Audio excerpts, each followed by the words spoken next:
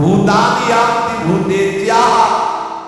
ये तामसिक स्वभाव वाले जो लोग हैं ये भूतों की सिद्धि करते हैं कि हम दूसरे के मन की बात जान लेंगे, अमुक कार्य करा लेंगे, किसी को परेशान कर सकते हैं, किसी का काम बना सकते हैं, किसी भूत को अधीन कर लेंगे।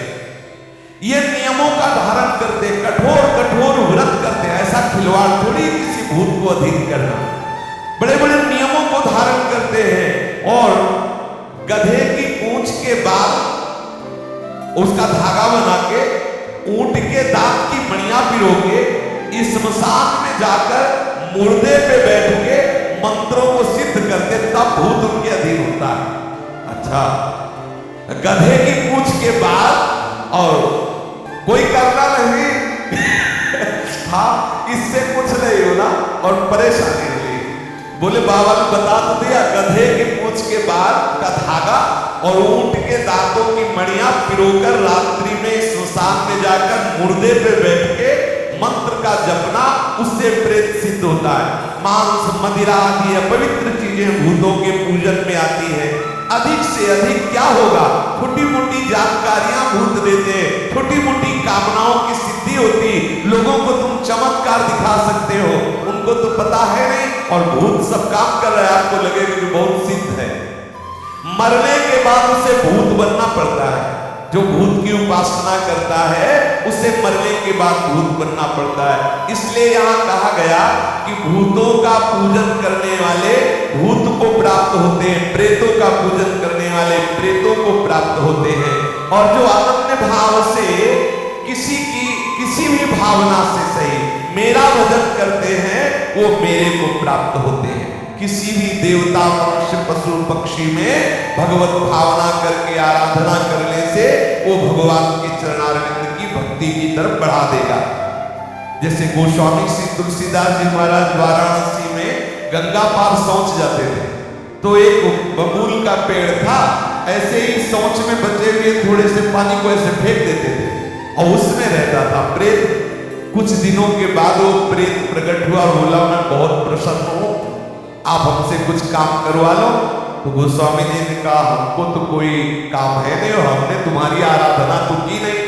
बोले हम अपवित्र जल पीते हैं और शौच का अपवित्र जल आप डालते थे तो मुझे उससे तृप्ति हुई, आप क्या चाहते हो? उन्होंने कहा हम तो चाहते हैं सिया राम जी के चरणों का साक्षात्कार, उनके चरणों का दर्शन। बोले मेरी सामर्थ्य नहीं, उपाय बता देता कि जाओ, जब रामचरितमानस की कथा कहते हैं तो उस समय हनुमान जी महाराज आते हैं और आप उनके पैर पकड़ लो, सिया राम जी के दर्शन करा देंगे। तो बोले हम कैसे पहचानेंगे हनुमान जी महाराज को? बोले मलिन वस्त्र धारण किए हुए वयोवृद्ध रूप में सबसे पहले आकर जो कथा में बैठते हैं और सबसे बाद के सबके चरण धूल लेके जो जाते हैं वो महाभागवत श्री हनुमान जी महाराज है। गोस्वामी जी बस इंतजार करते रहे, जब कथा प्रारंभ होने में पहले ही आकर एक वृद्ध बैठ गए और जब सब कथा के श्रोता चले गए तो वहां की चरण रज लेके माथे में लगाया, देखो ये महान भक्ति का स्वरूप। और जाने लगे तो गोस्वामी जी दौड़ के पकड़ने लगे, अब वो भागे। तो तुलसी घाट से संकट मोचन काफी दूर है, वहां तक हनुमान जी भागे। गोस्वामी जी ने पकड़ लिया तो उनका अरे हमें क्यों परेशान करते हो, हम बूढ़े हैं, तुम दौड़ के हमें अरे छोड़ दो। बोले महाराज अब चुप हो मत, मैं जान गया कि आप मेरे प्राण प्यारे हनुमान जी हो। तो वो प्रकट हो गए, कहा क्या चाहते हो? बोले सिया राम जी के दर्शन। बोले यहाँ नहीं, सिया राम जी के दर्शन चित्रकूट में। चित्रकूट में श्री हनुमान जी महाराज ने गोस्वामी जी को सिया राम जी का साक्षात्कार कराया। तो देखो बनाना प्रेत कारण, किसी की भी सेवा कर दो निष्काम भाव से तो वो आपको रास्ता दे देगा भगवत प्राप्ति के लिए। अगर भूत प्रेत पिशाच ये अशुद्ध योनियां हैं, इनकी सामग्री अशुद्ध होती है, यदि इनकी तुम आराधना करोगे तो निश्चित है तुम्हारा पतन हो जाएगा, तुम्हें भूत ही बनना पड़ेगा। एक मैं सच्ची घटना बता रहा हूं। एक थे, उन्होंने कर्ण पिशाचनी को सिद्ध किया। उनके पास सामने कोई आता तो वो कर्ण पिशाचनी बता देती कि ये अमुक नाम है, अमुक जगह से आया है, अमुक काम के लिए आया है। तो बोल देते तुम्हारा ये नाम है, तुम अमुक जगह से आए हो, तुम इस काम, तो उसके होश उड़ जाते कि पहली बार मैं आया और देखो बाबा ने नाम बता दिया, बाबा ने जगह बता दी, बाबा ने काम बता दिया कि इस काम से आए हो। बिना पूछे बता लाखों की भीड़ उनसे जुड़ने लगी, क्योंकि सबको लगता कि भजन से सिद्ध हुए और उनको एक पिशाचिनी सिद्ध थी। अब वो विद्या का चमत्कार दिखाते, लोग प्रभावित होते, संपत्ति आने लगी। उसके पीछे एक पड़ गए और कहा महाराज सच्चाई आप बता दो, आखिरकार है क्या आप में? क्योंकि आपकी रहने से ऐसा नहीं लगता कि आप वैष्णव हैं, आप भजन करते हैं, भगवान को रिझाते हैं, ऐसा नहीं लगता। आप सच्ची बताना, मैं आपको बार बार प्रार्थना करता हूं, आखिरकार एक चमत्कार है क्या?